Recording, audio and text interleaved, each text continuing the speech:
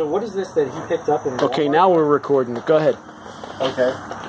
I would consider my knowledge base more along the lines of an ethnobotanist, because what I've done is I've studied wild plants and their historical, cultural uses, you know, over time.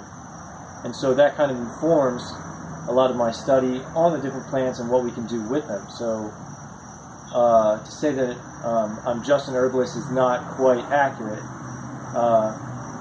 But I like to do things and I like to get investors together. As a result, like that type of skill set has put me in a good position to have a really good perspective on land and its potential values and potential uses.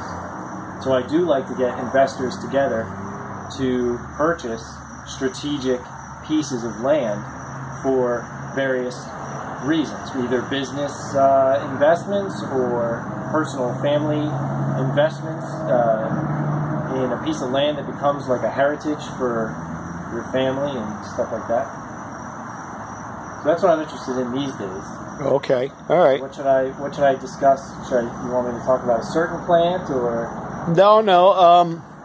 This is the Moose Man, Moose's Corner Junkyard Wars. This is my friend Craig here, and we're just talking with him a little bit about, you know, the things that he does to try to remain green. He and I and our friend Raphy collectively were trying to break into the movie business just a little bit to be able to fund some of the projects that we all have. We all have our own different projects that we have to fund, and so we're trying to come up with some ideas and trying to figure out how we can fund them. And of course, my friend and his family, I have to put it that way, they've purchased a farm, and you know, it would be nice to see them prosper as well and be able to recoup some of their money a little bit faster from the farmland that they've purchased. It's a wonderful thing, nice piece of property and all. But the big thing is we don't want any thrill seekers. There's a lot of people they want to come and they want to explore and they want to do things. And I mean, it's like me. I'm in what I call my lair, and people tell me, "Oh, you should have pickers come," and I don't need pickers to tell me what I have. I don't, I'm not into all of that. I'm just a happy-go-lucky guy.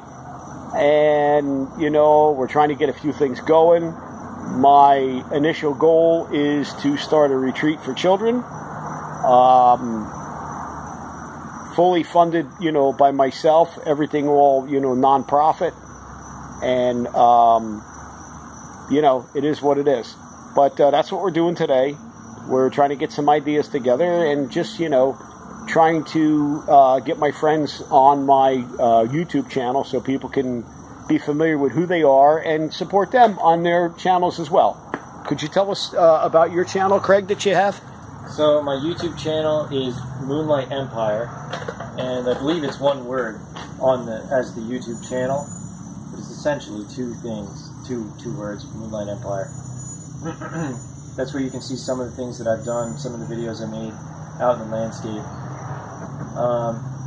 And in time, there'll be some videos that go up that have to do with films that we make, and also possibly some success stories in terms of pieces of land that we've been able to take a look at and tweak a little bit to become even more valuable than what they were before. Mm-hmm. I have an interest in doing that kind of stuff. You mentioned the kids' retreat. Yes. Right? So, I don't know what your budget is, what your imagined budget is for that retreat. We're filming. This is Raphy. This is our cameraman. We got him here. He likes going to Walmart. That's where he and I met. We actually met. It was either in Walmart or the Flaming Grill Buffet in Manville. One of the two. No, it was McDonald's. Well, we met there too. Nice. But yeah, Raphy, this is our cameraman, and it's like I said before, he's got a few things that he's doing. While I got you here and you're on camera, of course everybody knows they're being taped, and I'm going to put this on YouTube and all. I had a little problem. I did a recording, and I had to kind of retract. I had to take it off the public channel. because I actually recorded a young lady. Everybody knew they were being recorded, and I supposedly had permission, but I didn't, so I always ask everybody for permission. But everybody here knows I got everybody's permission to do what I'm doing here. But, you know, we're just, we're all, finally the three of us are together.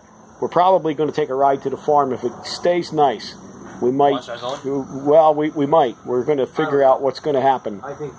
But we're definitely going to do this little YouTube video, and we're going to try to get this posted up there. But yeah, what I'm interested in is I'm interested in getting a retreat going. I looked at a few pieces of property, and we'll see what's going to happen. We have to get some funding. So this is what we're trying to do right now. We have a couple of movies that we're trying to film, and you know, I guess people tell me I'm a celebrity. I don't know, but Raphy here, he is out there, and he's our movie producer, and he's working on something right now. And why don't you tell us a little bit about, you know, your movie producing? Well, we'll just talk about Rogue Tank. Rogue Tank's coming out in half a year, but it's going to be shot and edited within this month. So, Rogue Tank, it's called. Rogue Tank. Okay, and you're producing this movie? Mm-hmm. Beautiful, beautiful. This man's executive producing it, or? Well, you don't have to tell him that, but that's okay. He's not. No. That's all right. We're just helping out. So, when is this going to be out then? In about 6 months? I don't know. So if it gets into a festival, it's gonna be out for a while. So we have to wait till the festival happens, and then after that we wait for it to be bought or released. Or if it doesn't get bought, then we release it. Okay. If it doesn't get into a festival, then we just release it. Right? If we just release it after we get declined.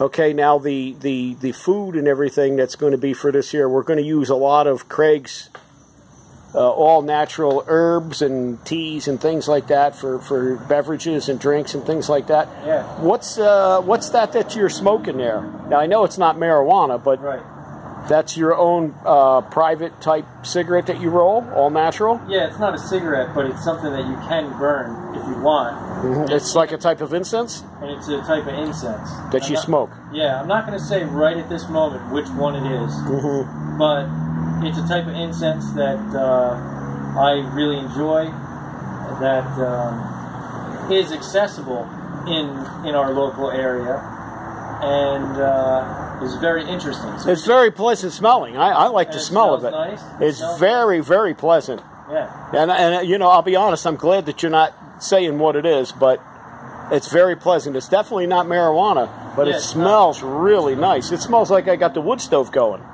Or a fireplace. It really smells nice. Yeah. It's working. You don't have to be a smoker in order to light this incense, essentially. Because, like, if you look closely, like, I'm not inhaling this. I just kind of keep it lit as it goes along. And that's all there is to it. So you're kind of just puffing on it. You're not really smoking. Yeah, just puffing on it to keep it lit. Yeah. And I even just blow it away from me entirely. You know? So I'm not inhaling direct smoke very much at all. It's an interesting thing, and it's all around us. We can use it, and soon it will be available through one of Moose's locations and at least one of my locations. So stay tuned, and we'll see. Okay, now we're going to have some dried teas and stuff that they'll be able to order through you directly. Kinds of dried teas and dried incense things like this, and various other dried products. Okay, now, I was at your house. I was at Craig's house. I got something, listen, you know, I'm not going to brag, I'm not going to complain. I got IBS. It stands for Irritable Bowel Syndrome, okay? And if you have that, when you got to run to the bathroom, get out of my way. You know, I walk with the cane and all, but when I need the bathroom, I need it. I went to Craig's house, and he got me involved in some fermented, I'm going to call it greens. It was beets, dandelion, corn, a bunch of different vegetables that he had fermented. And I took it as far as like a medicinal purpose, just a couple forks full every day. It worked wonders for me. I'm going to have him elaborate a little bit on that. Why don't you tell us a little bit, Craig, about the fermented vegetables? So I didn't give it to you as a medicine, though. Right? No, I understand. So, but and that's not something that I'm able to do for anybody because I don't have a. You're not a doctor or anything, right? No, I understand. So, but I enjoy making fermented vegetables for myself to have and to be able to offer to anyone who came by or friends or anything like that. And it's so simple to do. All you need is essentially a type of container and water and salt, and you can ferment pretty much any vegetable. A lot of times you don't even need the water. Like when doing cabbage, you don't add any water. You just pound the cabbage with the salt, and it makes its own juice that it sits in. So fermentation is really, really awesome and interesting and has so many good probiotic qualities for our digestive systems, it seems, I'll say. Just because there's so many different bacteria from fermented foods. And our bodies are expecting those bacteria to be in our stomachs because they have specific jobs. Even things that people think are bad bacteria like E. coli and salmonella and things like that exist within our colons at certain locations in those tracts because they have certain jobs to do at that point.